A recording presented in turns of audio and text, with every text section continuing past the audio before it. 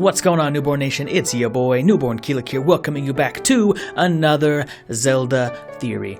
Now, you all seem to enjoy the last theory, and luckily, I have a spicy theory for you right here. Today, we will be taking a look at the twisted story of Bongo Bongo, the blood-filled history of Hyrule, and how the Shadow Temple is even more twisted than you may have thought. First things first, we should probably go over some of the basic information about Bongo Bongo and the fan theories that most of this stuff is coming from. Naturally, information on this stuff is pretty limited, so luckily, the fans have filled in for us.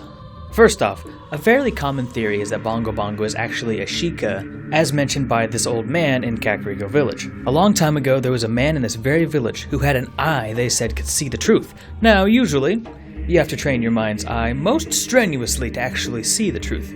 But this fella? No. They say he had a different way of doing things. Of course, this old man's name is Shikashi, just in case you were curious. Though with very little information about the Lens of Truth, we're actually left to do a lot of speculation about it. One theory would have you believe that the man stole the Lens of Truth from whoever. That's not really explained in the theory. This is often supported by the fact that Bongo Bongo's hands are separated from his body during the boss fight. Bear in mind that cutting off someone's hand was a fairly common way of identifying and dealing with thieves in some cultures. And actually still is nowadays. Now, as messed up as that sounds, I assure you, the truth is much darker. But wait, you might be asking, now why would a Sheikah need to steal the lens? Well, I would say that's a good question. Maybe he was actually unable to see the truth himself. Or maybe he was just too lazy. So he took the easy way out. As to why it's actually important that he has a good truth-seeing eye, we'll get to that a little bit later. Let's focus on one thing at a time. Given that the Sheikah are nearly extinct during the events of Ocarina of Time, leads a lot of fans to believe that maybe it was the Hyrulian Civil War that actually wiped them all out. Quickly, if you don't know about the Hyrulian Civil War, basically everything was peaceful, and then word got out about the Triforce and the Sacred Realm, and everybody wanted it. So they fought amongst themselves until eventually the King of Hyrule unified all of Hyrule under his rule. Basically. Luckily, even though when the war actually began is kind of in question, we know for a fact that the war ended sometime in Ocarina of Time Link's lifetime, given from what we hear from the Deku Tree Sprout in Ocarina of Time. He says, "One day, to escape from the fires of war, a Hylian mother and her baby boy entered this forbidden forest. The mother was gravely injured. Her only choice was to entrust the child to the Deku Tree, the guardian of the forest. That boy was the Link that you play in Ocarina of Time. Given that Child Link is only 10, as we see in the debug menu, must mean that the Hyrulean Civil War ended very, very closely to the beginning of Ocarina of Time. So what's the time frame of the man that can see the truth? And let's just go ahead and call him Bongo Bongo for now, just to be safe. Or BB, whichever one. Is everyone okay with that?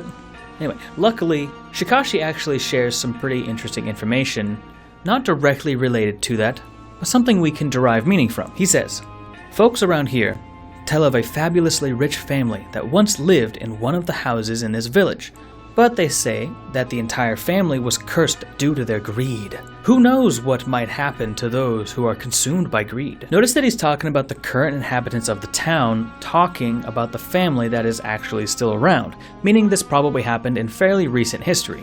I mean, he's using phrases like "folks around here," which is a pretty big shift from when he's talking about Bongo Bongo, using phrases like "a long time ago" and "they said." Not to mention, if this was in any recent kind of history, this man's pretty old. He would probably have at least seen the guy that could see the truth. Bear in mind, this only means that it wasn't recently or after the war. Think about how long a war can actually last. This war could have been hundreds of years long. We don't really have information on that. According to the Legend of Zelda timeline, the Hyrulean Civil War takes place after Four Swords. The little Game Boy game? It was kind of like a side game. But anyway, it takes place after that. Given this information and the fact that we know it ends in Link's lifetime, we kind of have a rough span. It wouldn't be that crazy to assume that the man was alive during this time. Especially when you think about a lot of legends that only, the sages know about. Those are the really ancient legends. This one's kind of like lore around the town, if you know what I mean. But you might be asking, Newbornkilik, what does all this have to do with the man that could see the truth?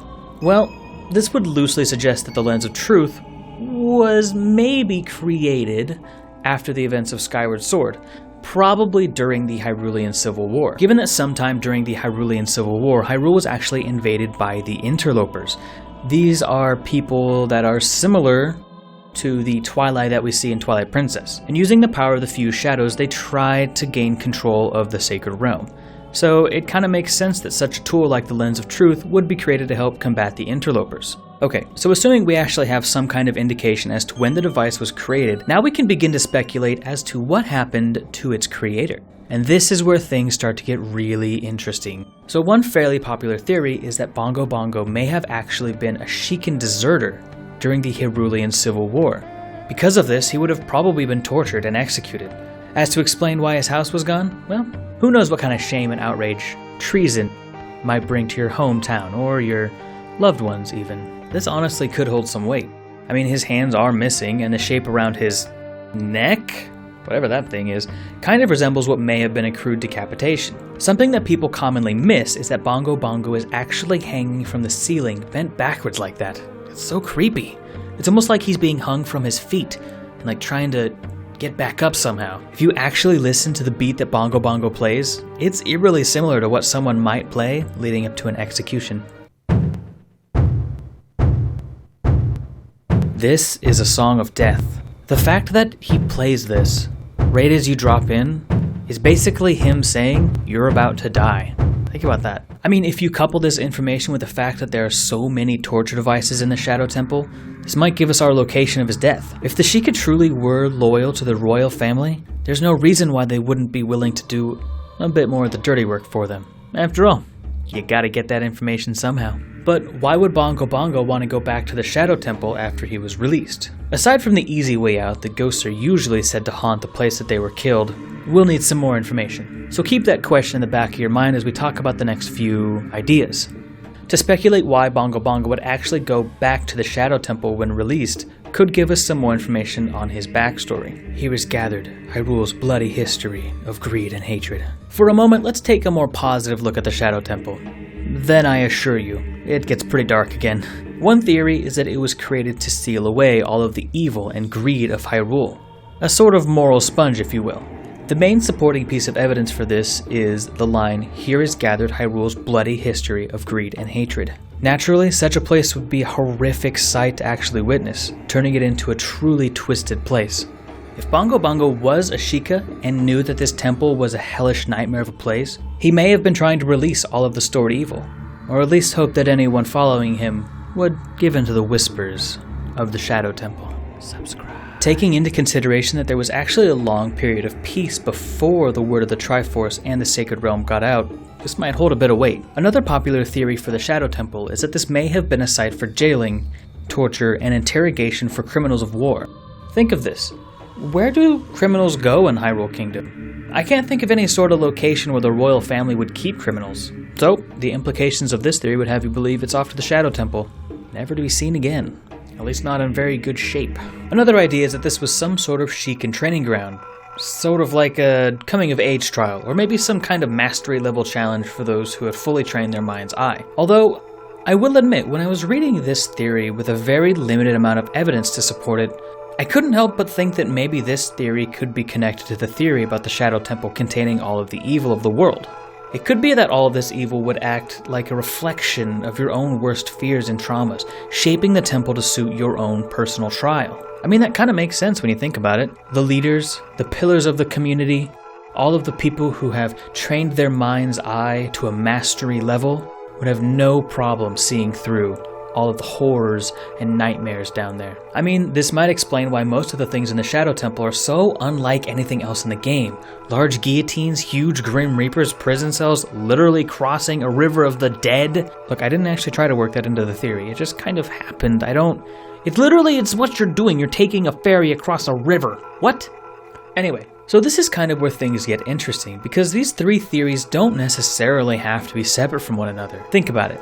The use of a place can change as time goes on, or as races start to die. If the Sheikah were driven to near extinction during the Hyrulian Civil War, this would mean that the use of the Shadow Temple as a trial would decrease, and leave an opening for our good buddy and deserter Bongo Bongo to make his way in there as a special guest. Bear in mind, the ones doing the torturing, assumedly the Sheikah, would be all but immune to the mental effects of the Shadow Temple. Their prisoners, would not be so lucky. Though you may ask, if the Shadow Temple does house all of the evil in Hyrule, and the form tends to reflect your worst nightmares, shouldn't these things be a little more appropriate for Link than Bongo Bongo himself? Maybe the spirit of Bongo Bongo is so filled with hatred, it actually permanently shaped the Shadow Temple into the form that it is now, creating these horrific nightmares that were at one point only an illusion, but now they're real. To actually give form to some of these nightmares, there's something to think about. Something that might help to support this theory is the fact that most of the traps in the Shadow Temple really aren't that big of a deal, although most of them should be lethal on contact. If these things were just an illusion or a pseudo-illusion created by Bongo Bongo, they might not hold the equivalent lethality of their real-world counterparts. Another strange inclusion into the Shadow Temple is that to activate the fairy to get to the last part of the Shadow Temple, you have to play Zelda's Lullaby. You know, the song passed down by the royal family. Assuming that this is Bongo Bongo's image for the Shadow Temple, this wouldn't actually be that strange, given the mythology that we talked about the River Styx in the last theory. It was basically transportation to the gates of the underworld.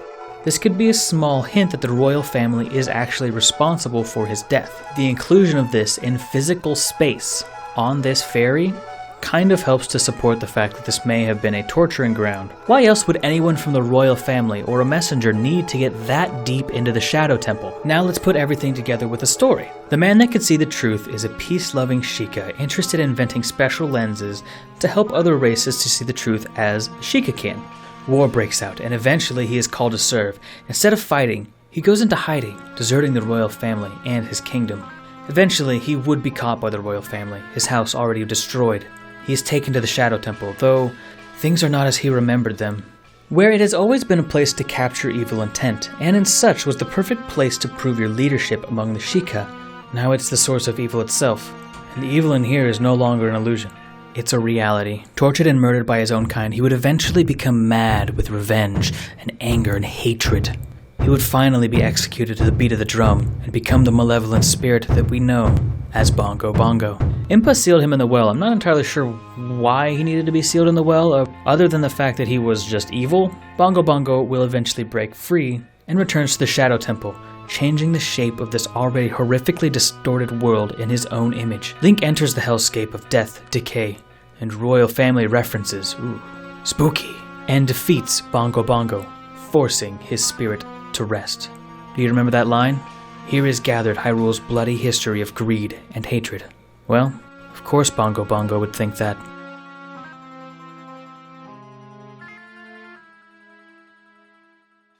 Thank you so much for making it all the way to the end of the video. Real quick, I want to give a shout out to my first patron, George Kasner. He's been a long-time viewer, and he finally decided to take the plunge and support me on Patreon as well. So you're awesome, George. Thank you so much. A link to the Patreon page will be in the description below if you'd like to join him. If you want to see my last theory, it is about that tiny little building in the Haunted Wastelands that is really important, actually.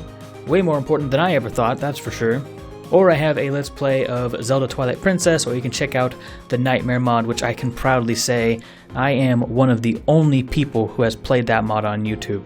So, check it out. Anyway, I'm Newbornkilik, and I will see you in the next one. I'm out.